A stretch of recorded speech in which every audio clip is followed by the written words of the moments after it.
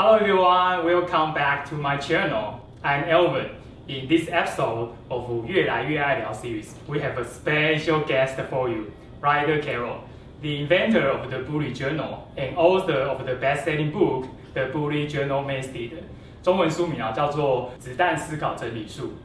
Ryder, it's such a pleasure to have you here. Thank you for having me. Yeah, to start off, welcome to Taiwan. Thank you very much. Yeah, is this your first time visiting Taiwan? It is. Sure. So, are you planning to try any special foods in Taiwan? Hopefully, yes. Like stinking tofu, We'll see. bubble tea. Yeah. So we want to jump into our today's topic directly, if I may. Sure. For those who are unfamiliar with you, could you please tell me a little about yourself? Sure. I guess the thing that is important to know is when I was very young, I had a lot of problems in school, and eventually it turned out that I had a learning disability known as ADD. And back then, this was before the internet, I didn't have a lot of resources available to me. There was no real ways for me to get better. So I started designing my own ways to get more focused and productive in the only tool that I had, which is a paper notebook. And over the years, I started to develop more and more little tools and techniques, and I got more and more productive over time, and eventually I put all of those techniques together in a methodology known as the bullet journal method. Talk about the bullet journal. Could you briefly explain what's the bullet journal? I would say that the shortest way to describe it is that it's a mindfulness practice. Mindful, yeah. That's disguised as a productivity system. So on the one hand, the system helps us organize what we have to do, and then the practice helps us figure out why we're doing what we're doing. Yeah, why is very important. It's the most important. For my understanding, it's not like a traditional journaling way. It's more like a time management even, or mental management system. Just like say, I am a big fan of system. So in your book, as you said, a concept of tracking the past, ordering the present, and designing the future. And can you elaborate more on these concepts? Certainly. Why are they important? I like the mental management way. Yeah. So anything that we write down, the moment we finish writing that down, it becomes the past immediately. Yeah. So as we write things down, that is the past. So by writing things down, we're immediately creating a record of the past. We're also simultaneously ordering the present. By writing things down, we take our thoughts and we take them out of our head. We declutter our mind to trap it on paper. I like to think of our mind as a super highway. And if you've ever seen the images of a highway at night, it's just light.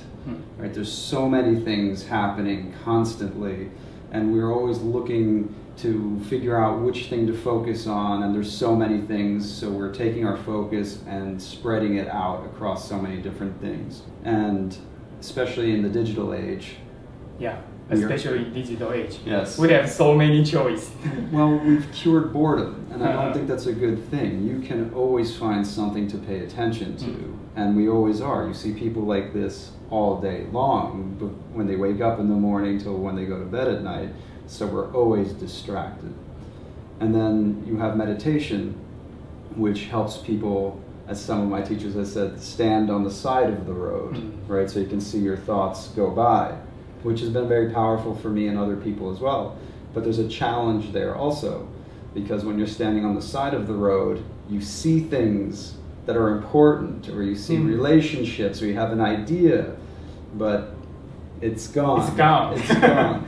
So for me, journaling is a way to park the traffic. And there are many ways to do that. You can write things down, but the bullet journal is about parking traffic in a way where you can find it later and organize that traffic.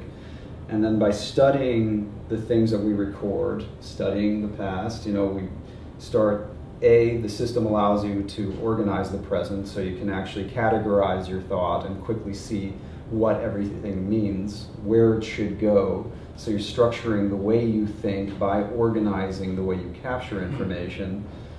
And over time, it's not just about writing things down, it's about coming back to what you write down. Everybody can create a list. Yeah. But what happens? When you create a list, it grows, Yeah. and it grows, and it grows, and all of a sudden you're distracted again. There's no priority because everything's a priority. Yeah. So with bullet journaling, you're ordering the present by coming back and making your list shorter. And what you're doing in that time, in that process, is that you're focusing on the things that matter to you. So the question becomes what matters. And that's where the practice comes into play, because you're asking yourself, what do you want more of? What do you want less of? And why? Yeah, why? Right? And as you start to ask yourself that over and over again, you get better at finding the answers. It's not about like, what is the meaning of life? It's like, what do I want more of today? So it takes big questions, makes them small, and it makes them regular.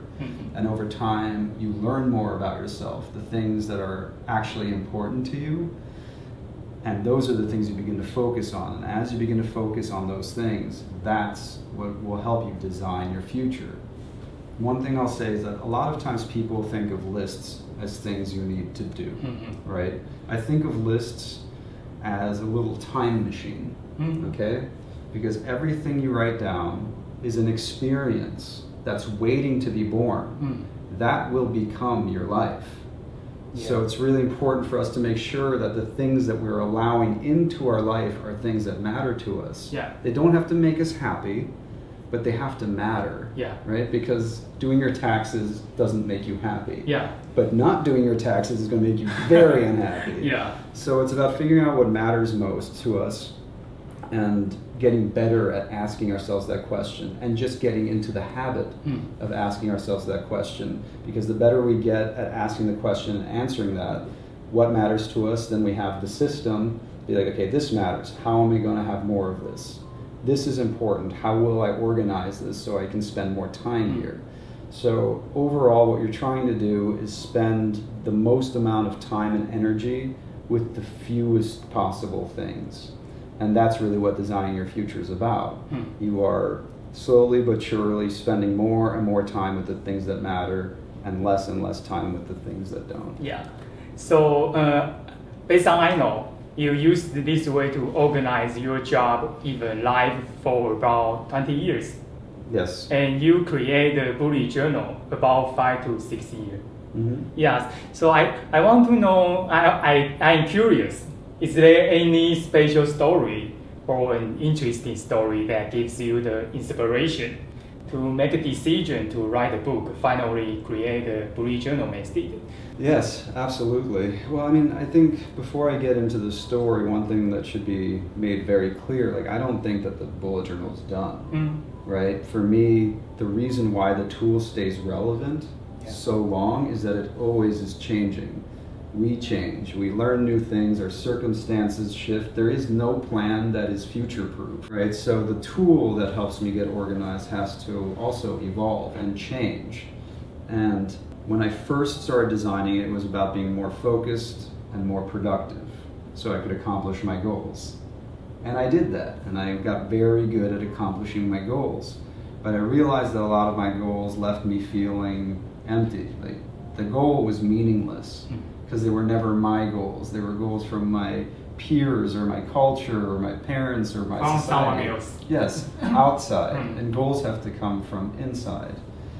And over time I started realizing what was, if a goal is meaningless, I tried to figure out what is meaningful. Not what makes me happy, but what gives me meaning. And I found that when I was helping people learn about the bullet journal, that was very meaningful to me. Like I really liked giving them information that might help them, right? And over time, I switched the system from productivity, which faces outward, to a system that faces inward and focusing more on what I thought was meaningful. And I saw this transition happening in my own life. Like my goals started becoming more meaningful. And when I started creating the bullet journal and interacting with the community, that became very meaningful to me until one day I got a letter. It's actually in the book itself, but it was a story that changed everything. I've heard really wonderful stories and touching stories about how the bullet journal has been transformative in people's lives, and it's incredible to hear that. But in this letter, there was a mother who had a child with special needs, and she volunteered at the school where her child went in the same class with many other children who had developmental challenges. So either psychological or physical. And a lot of the parents volunteered in this class. And on one day, one of the other children had a massive seizure and fell over, and the mother of that child was in the class. And by the time the paramedics came in to save the child, she had gone into shock. The mother had gone into shock, and they asked her all these questions to help treat the child. But she was in such shock that she couldn't talk anymore. So she reached into her bag and she pulled out a bullet journal and tore out pages and gave it to the paramedic. And there were the doctors, the phone numbers, the seizure logs. And because of that, they were able to call into the hospital, give them the information, and save the child. Wow. That's a kind of story that will change your life. And that letter was responsible for me changing career entirely, very late in life, to focus on this full time, because I can't imagine there is something more meaningful than getting a letter like that. You talk about meaning. I think if you find a thing is meaningful, you will gain more energy to do it. But quite frankly, for myself, I think we all know we should focus on the really important things. The truth is, bad things happen. Bad things happen, and every day we face so many challenges, or even trivial tasks where we need to pick up a snack. So for myself and for my audience, I'm wondering, how do you try avoiding these challenges? Do you have any difficulty when you try avoiding these random tasks each day? And how do you get rid of them? Okay. So there are two parts here, right? One is random tasks, and then the other one is trivial tasks. The trivial task is a little bit more complicated than we think, because sometimes it's hard to say what is trivial. Like, is doing the dishes trivial? Well, it doesn't seem to add a lot of value to your life until you have this many dishes, and then you have problems with your partner and the places. So the first is figuring out why you're doing it in the first place. And here's a little trick that helps a lot. If you have tasks, ask yourself, what would happen if I didn't do this ever? Didn't do this ever. Yeah, if you did not, what would happen if you never did this? And if the answer is nothing, then it's trivial. Then it's nothing. Right, because it's much easier to write things down and accept them than to think about them, right? Because you have to probably write down 6 things, and you're not going to stop and be like 1, 2, You're going to write them down, and then you're going to just keep working on them because you forgot to think about them. So one easy way is like, what would happen if this would never get done ever? And it's surprising how many times the answer is nothing. Right? So immediately your list shrinks. And then another part of that is, if you work on things that you believe to be trivial, then maybe it's because you don't think it's meaningful to you for some reason, right? Like, I don't want to go shopping, or I don't want to help this person. I don't want to. It's not necessarily trivial. It just doesn't mean anything to you, but it could be really important. So one thing you can look into is understanding what doing this gives you somewhere else in your life, right? So maybe you really don't like paying your rent because you really don't like your apartment. But the reason you live there is because it's very close to work, and you can spend so much more time in your life rather than commuting. So every time you pay the rent, you realize that that's how you afford more life. So trivial items can change if you have the context as to why you're doing them. So first thing is filter. Second is figure out a context. Why are you doing it? If you cannot think of a reason why you're doing this, then you have to figure out a way to not do it, or remove that responsibility from your life in some way. So there's that. And then there's the random tasks. And this is much harder, but the thing that I think is really important is that you have to remember what you can and cannot control. Having a perfect plan is good, and that's fine, and I think it's important because a plan gives you a map to get to where you want to go. But having the map doesn't mean the weather won't change, right? Or that you will learn new things.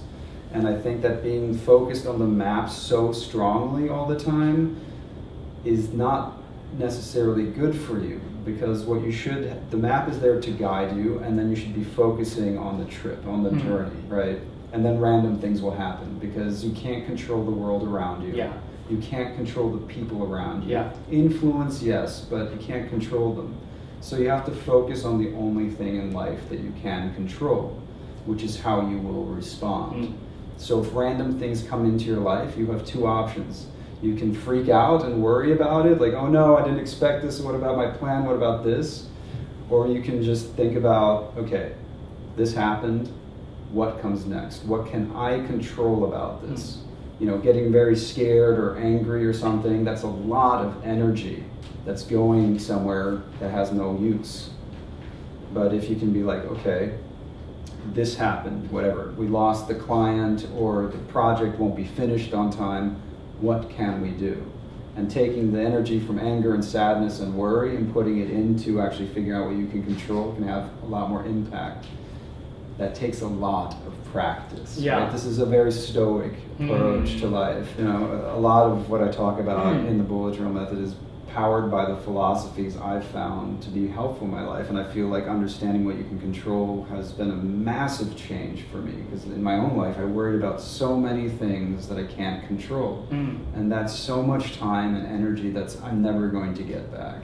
So figuring out what I can control helps. First of all, understanding that it's out of your control puts a little distance between you and your fear and your anger. You're like, this is not good, but there's nothing I can do about it. And if there's nothing I can do just about it... Just like weather. Yeah, exactly. Are you going to get mad at the weather? Like, how much time are you going to spend there, right? Like, no, you open your umbrella, right?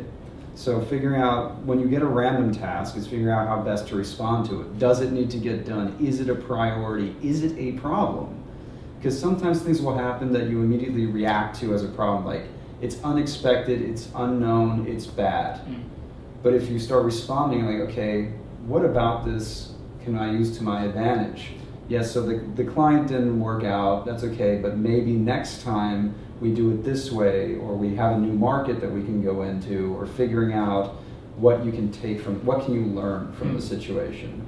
So first of all, it changes it from reaction to a response, right? And a response is meeting something with curiosity as opposed to anger, aggression, frustration. What about this can help me? What can I learn? And that can change. So you reserve more energy, you can probably make progress a lot faster, or you can move on a lot faster. There are dead ends. Things stop, things don't work out. Yeah. It's okay, but how much time are you going to spend on that? Let's say something totally goes wrong and your plans go out the window. You can spend a lot of time thinking about how everything's not working, or you can think about what the next steps are. Yeah. Right? It's your choice. It's your choice, and knowing that you have that choice is really powerful, especially when you feel like you're a victim of life, right? Like, okay, so this has happened, what happens next? Yeah. And as soon as you change your mind from reaction to response, like, things change, because you ask yourself questions. What is next? What can I learn? And when you have questions, our mind immediately starts coming up with answers. Yeah. Immediately. When you confront a difficult, I think the only important way is to think how you move forward. Yes. Yeah. It seems to me that if you don't set a goal each day and working backwards from there, you are just kind of doing random tasks or trivial tasks each day, and then end up busy myself to work unimportant things. But most people, in my own experience, most people run into temptation to do unimportant things first, every morning or even afternoon, and then they run out of their time. Yeah. So can you give me a specific example of what you can do with the bullet journal way to really focus on, really concentrate on doing important things or take care of your work? Certainly. So in the bullet journal we have this practice called reflection, and reflection happens in many different ways. The first and simplest way is that every morning you just sit down with your notebook and write down your thoughts for the day, but you're also reviewing everything that you wrote down beforehand. A lot of times we have a goal, but the goal is behind you somewhere. It's like, yes, I have a goal, but you're not really thinking about it. So what reflection does is it takes the goal and brings it right in front of you again. What are you working on today? How are you measuring that? And then one really important thing happens in that process. A lot of times you realize that the reason you're not working on your goal is because it doesn't interest you. Yeah. You have a goal, like be rich, get a promotion, something. It's someone's goal. It's someone's goal. So if you don't care about your goal, then why is it your goal? That's a big realization to make, and one that I think we get wrong a lot, because we take something that sounds good, but then we don't work on it. So we're avoiding it because we don't care. If it's something you care about, you're automatically motivated to do it, even when it's hard. But life gets in the way, certainly. And even if you're motivated, all these things start getting between you and that goal. Like, if you love doing something, you just try to spend as much time with it as possible. The problem is that all this noise comes into your life. So in the morning you sit down and you try to find the noise and get rid of it. The distractions, this isn't important, this isn't important. This can be done another time. So you start figuring out what the priority is for the day. It might be for your goal, or it might be something else. Maybe you can work on something that's taking up a lot of your time now, get rid of it, and finish it, focus on that so you can then get back to work. And that way, a big part of this is consistency. You're looking at it over and over again, but like seeing it is important, I think, and writing about it and working on it. I think that a lot of people are like, I have an idea in my mind and that's all I need. In my experience, that's not true. It's like you can have dreams, you can have all these things, but your mind, again, super highway of information. You get lost in there, you lose directions. Seeing your thoughts clearly, seeing what you're allowing into your life. So you do that in the morning, you know what your priority is, you can go into your day focused and prioritized, and not having to worry about all the other things because you take them out and you put them in, right? And you get your list shorter. At the end of the day, you do the same thing. When you're about to go to bed, you sit down with your notebook, write down anything else that you've done or need to figure out, and then you look at all the things, so you have the morning where you look at your book, then you use it all day. You're not really thinking about what goes in, you're just using it as an inbox. And then at the end of the day, you come back to your list and see, it's like, okay, this is not important. This is somebody else's job. I can't control this, so I have to figure out what I can control so I can make progress. And again, you start seeing what I'm talking about. You come back and you're working with your list. Plus, at night, what's really nice is you can see how much progress you've made throughout the day. Chances are you might not feel like you've made progress, which can be terrible for our motivation. Like, I got nothing done. And then you start doubting yourself. I had a useless day, wasted time. But a lot of the time you're like, oh, no, I actually got like 4 things done today. And so you have a choice. You can focus on all the things you didn't do, or congratulate yourself for the things that you did. You are making progress. It's not about how fast you make progress, it's how consistently you make progress. So in both times, you're filtering out the noise. That's a really important part. And you always being reminded of what you're putting into your life, right? I think the record is a very good way. I actually used your way last year to record my what the things I did last year, and at the end of the year, last year, I went back to check things I have done. Wow, it's a cheer up way to myself. Glad to hear. Or the year will fly very, very soon. So is there anything you usually do in the morning for beginning your work day? Like me, I need to drink a lot of water and maybe do a stretching workout. It's just like a routine. Yes, I have my morning routine as well. So I drink a lot of water also. One thing I found is that I've always struggled with meditation, because I would wake up and my mind would be so full of things. Like, I have to do this, and I have ideas, and then I'd sit down in meditation, and the ideas would just happen. So what I started doing is I actually would do my AM reflection in my bullet journal before I meditated, and then also meditation got way easier.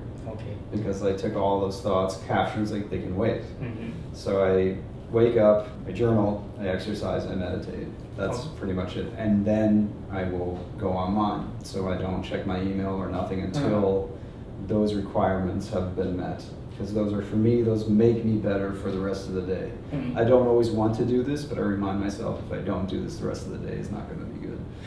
I told myself the first thing I can do is checking email. Yes.